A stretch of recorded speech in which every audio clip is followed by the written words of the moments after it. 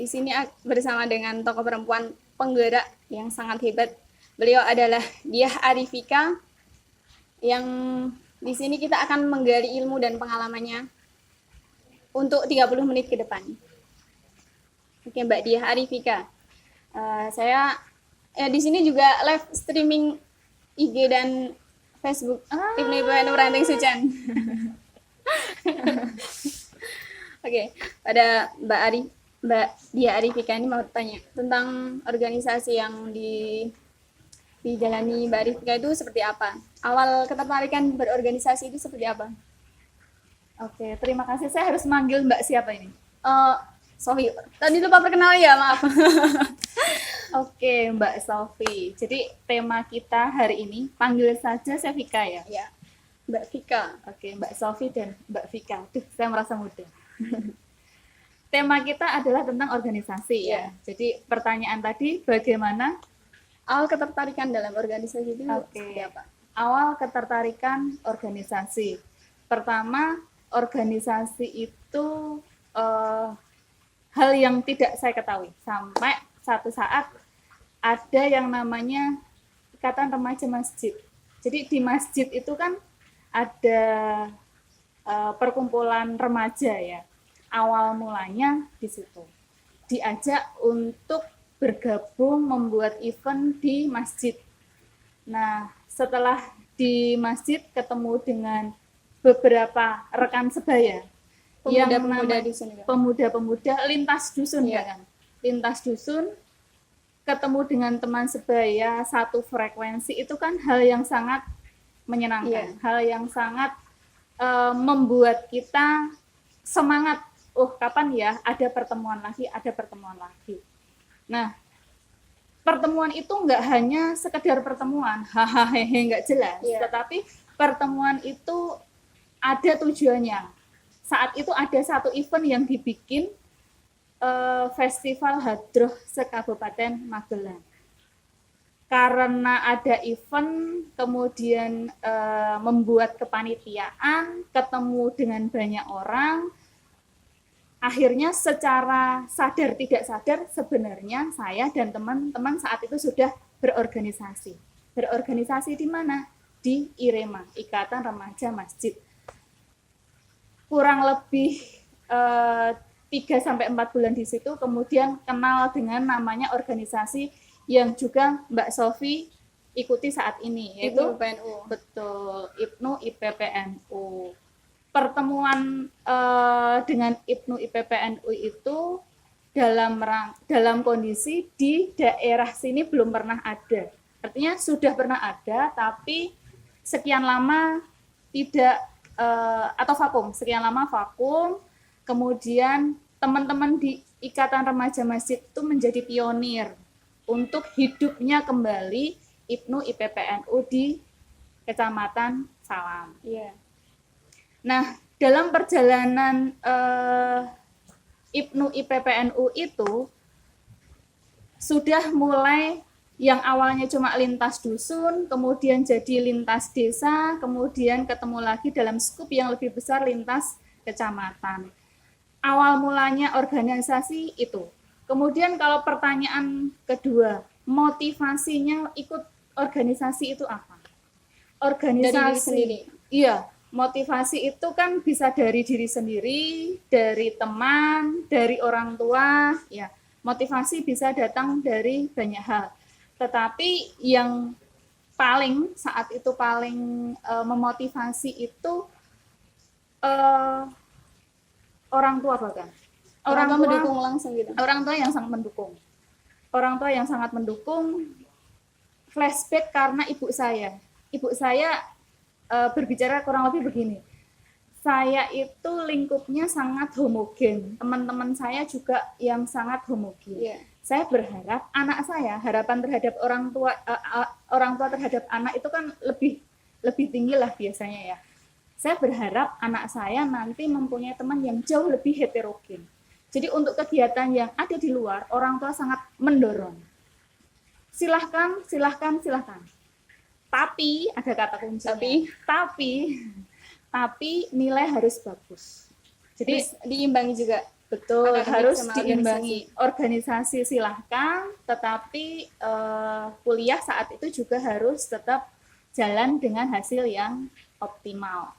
Nah, karena orang tua mendukung itu plong rasanya. Karena yang namanya organisasi mengalami sendiri kan, durasi benar. waktunya tidak pasti, hari Minggu yang kadang kita seharusnya santai, itu adalah sibuk di organisasi. betul, karena organisasi itu mencari waktu senggang dari teman-teman Ya, dan itu biasanya jatuhnya di hari Minggu. weekend dan Minggu. Nah, trik organisasi itu ya dari keridhaan itu sendiri, ridho dulu dan orang terdekat. Waktu itu kan orang tua ya, orang tua mendorong, tapi diikat dengan satu hal tadi, harus tanggung jawab, kuliahnya benar, nilainya bagus. Terus Gitu, Mbak Satria. cara membagi waktu dengan nilai akademik harus juga bagus, terus organisasi juga harus terus dijalani gitu, gimana? Saya tidak pernah menunda mengerjakan tugas. Aduh, Aduh, itu yang sifat buruk. sekali menunda itu yang hilang itu bukan tugasnya tetap, yang hilang itu momentumnya. Waktunya. Momentum itu mood. Jadi spirit, Kemauan. betul, mood untuk mengerjakan. Misal nggak usah tugas ya, misal kuliah saja, saya nantilah kalau sudah punya uang mau kuliah gitu, nunggu punya uang Ya. sampai akhirnya kuliah, itu belum tentu bisa berjalan. Punya uang belum tentu kembali mood untuk kuliah. Jadi momentum dan mood itu yang mesti untuk dijaga. Kalau trik menghadapi agar kuliahnya sukses, organisasi dengan sukses, itu yang saya sampaikan tadi. Tidak perlu menunda. Ada tugas sekarang, segera kerjakan. Kalau sudah merdeka. Nah, kalau merdeka, baru bisa fokus ke yang lain. Karena tidak semua orang itu multi talent. Fokusnya bisa terpisah-pisah, mengerjakan biasanya nggak optimal. Mesti ada salah satu yang Keteteran. iya benar. Untuk itu kalau tips menghadapi itu ya apa yang ada saat itu kerjakan, apa yang ada itu dimaksimalkan gitu. Terlebih kalau di organisasi itu sebenarnya challenge-nya kan banyak ya, tantangannya banyak. Kalau di zaman saya tidak ada yang namanya digitalisasi event, kegiatan, tidak ada. Tetapi di zamannya Mbak Sofi bagaimana? Berlomba-lomba. Betul, berlomba-lomba. Itu awalnya langsung jago apa enggak? Enggak sih. Iya, termasuk berbicara di depan publik itu awalnya jago enggak? Enggak derdek. Yang harus dilakukan apa? Coba sih, tapi ya harus ada dorongan. Betul. Ada kesempatan kan? Begitu ada kesempatan itu ambil. Jangan pernah menolak kesempatan. Karena terkadang kapasitas kita itu diketahui kalau sudah dibentokkan. Mau tidak mau sekarang misalnya, misal jadi moderator kan dipaksa kan? Iya, Kepepet. Tapi akhirnya kan jadi tahu, ternyata saya bisa loh. Nggak semenakutkan ketika tadi belum memulai acara, ya nggak? Iya Mulai sih. nyaman kan? Nah, itu dia. Jadi the power of kepepet itu asik. Oke, yang ya nyambung karena kita ngomongin tentang kekuatan potensi diri. Yang satu adalah kepepet, ada peluang. Ada peluang kemudian diambil. Ada peluang apapun diambil. Saya apresiasi untuk event yang dilakukan oleh rekan dan rekan kita di tingkat ranting maupun di tataran PAC saat ini ya. Karena teman-teman sangat melompat mengikuti kondisi kekinian. Jadi ini kan pendekatan milenial. Kalau mau merekrut kader ya pakai dengan cara-cara milenial. Ya kan, yang menarik itu sekarang apa sih? Waktu senggang mereka scrollnya FB sama IG. Nah, pakai peluang itu untuk merangkul sebanyak mungkin. Jadi ilmu yang pertama tadi, bagaimana membangkitkan potensi diri kita itu sebenarnya angka maksimal kita itu di mana sih? Range 1 sampai 10. Saya tuh nggak bisa jadi moderator, bener nggak bisa. Saya nggak persiapan, nilai saya 6, itu kan belum dimulai. Iya sih. Setelah dimulai, kita harus mengapresiasi. Nanti setelah dari sini mampir Indomaret beli es krim. Terima kasih ya, saya sudah menjadi moderator yang baik hari ini. Terima kasih pada diri sendiri itu. Betul, mengapresiasi diri sendiri. Nah, yang pertama the power kepepet tadi. Karena kepepet kita jadi ngerti potensi kita itu sebenarnya berapa sih. Kayak tentara latihan lari, awal latihan lari biasa gitu. Kalau misalnya di belakang ada api misalnya, kan larinya maksimal kan, karena ada power yang harus cepat mendorong. Yang kedua, punya musuh enggak? Kalau musuh sih alhamdulillah enggak. Punya kompetitor enggak? Punya orang yang di stalking IG atau FB-nya terus, aduh dia kok sudah begini ya. Terus aku pengen gini ya, kok dia sudah berprestasi ini ya, kok aku belum ya, ada nggak yang seperti itu?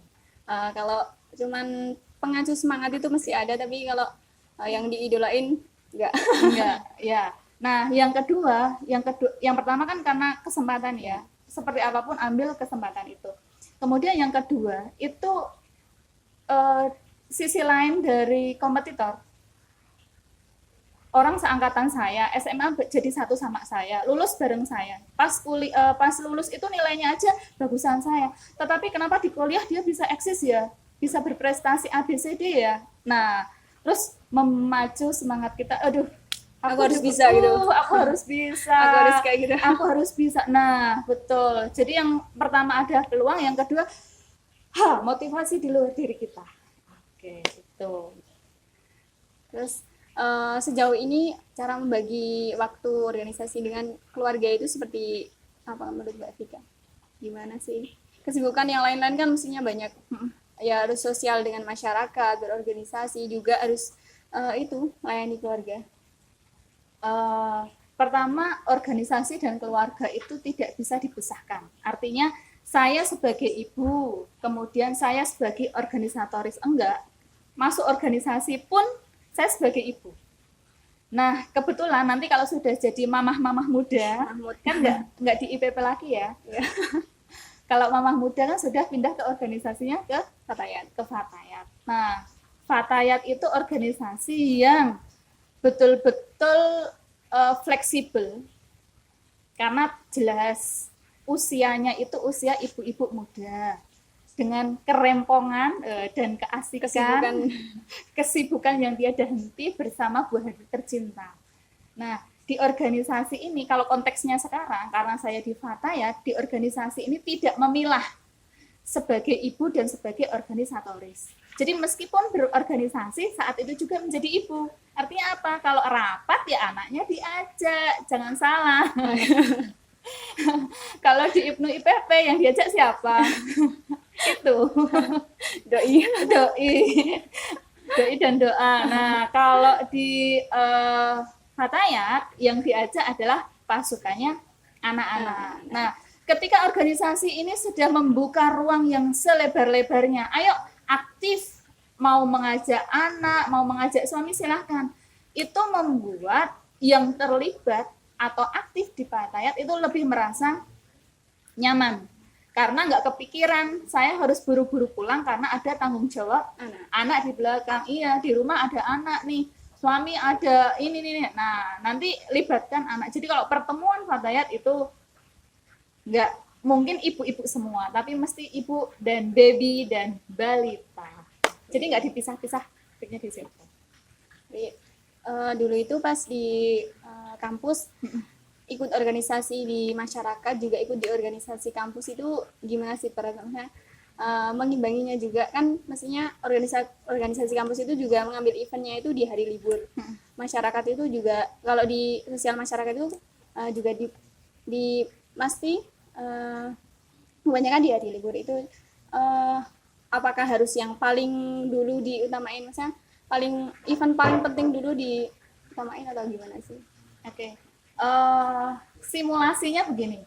Kalau misalnya kita lagi pakai taksi offline ya, bukan online ya. Kalau taksi offline, misal di depan ada taksi, terus Mbak Sofi kan mau pergi kan, kemudian Mbak Sofi masuk ke taksi itu. Pertanyaan pertama sopirnya apa? Mau kemana? Betul, mau kemana. Jadi organisasi A, B, C di kampung, di kampus, itu pertanyaannya ke kita mau kemana, tujuan kita apa, mau dicapai apa, target kita apa. Saya pengen Misal komunitas di kampus itu komunitas bahasa Inggris. Saya pengen mempunyai kemampuan bahasa Inggris yang bagus. Iya. Kemudian di kampung atau di desa lah, di daerah, target organisasi kalau saya dulu adalah saya begitu kuliah di Jogja pulang saya mau punya teman. Gara-gara punya kakak sepupu, kuliahnya di UPN, ngekos, selesai kuliah kan belum tentu seberuntung setiap orang begitu selesai kuliah langsung dapat kerja kan. Iya. Tapi kan teman-teman kampus itu teman-teman yang sangat heterogen. Jadi begitu selesai kuliah ya Bisa sendiri. pisah sendiri. Nah, kakak sepupu saya itu kuliah di UPN. Begitu selesai kuliah pulang ke rumah dia kayak lost, nggak punya teman sama sekali. Di rumah main game gitu. Terus ibu memberi nasihat. Nah, jangan sampai kayak gitu ya nanti ya. Kalau kuliah selesai, pulang masih punya komunitas, Iya, masih benar. punya teman. Nah, teman itu harus dirintis, jangan sampai selesai kuliah baru mencari teman. Nah, jadi kembali ke pertanyaan tadi, itu kan berbicara tentang skala prioritas. Kita bisa mengukur kepentingan acara itu dari Diri target kita sendiri. Oh iya, event bahasa Inggris ini akan terulang lagi nggak bulan depan? Ternyata terulang. Ya sudah, saya ngaboti kegiatan yang ada di organisasi di daerah. Kenapa ini masih terulang? Saya masih bisa mengikuti ini gitu. Tetapi kalau ini tidak bisa terulang, tapi terus ternyata di daerah ada acara, nah skala prioritas akan berubah. Jadi prinsip mau mengikuti apapun kembali lagi ke target kita mau kemana sih tujuannya, kayak naik taksi tadi. Iya, benar. Mbak mau kemana gitu kan, masa mau jawab ya terserah bapak lah, bawa saja saya kemana saja loh kan tidak Tanda tanya mungkin. itu. Tanda tanya. Oke. Kalau di organisasi itu kan biasanya ada hubungan laki-laki dan perempuan itu kan ya juga harus dijaga gitu. Terlebih juga masa-masa IPNU IPNU itu sangat labil. Curhat, Ya curhat ini curhat. sudah berapa yang nembak? Aduh, jangan tanya. Bingung. Bingung.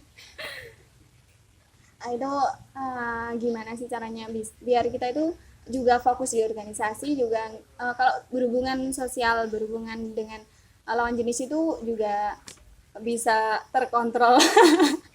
Nggak terkontrol sih apa ya, maksudnya nggak terlalu ya kan kita kan masa-masa belajar gitu loh kan,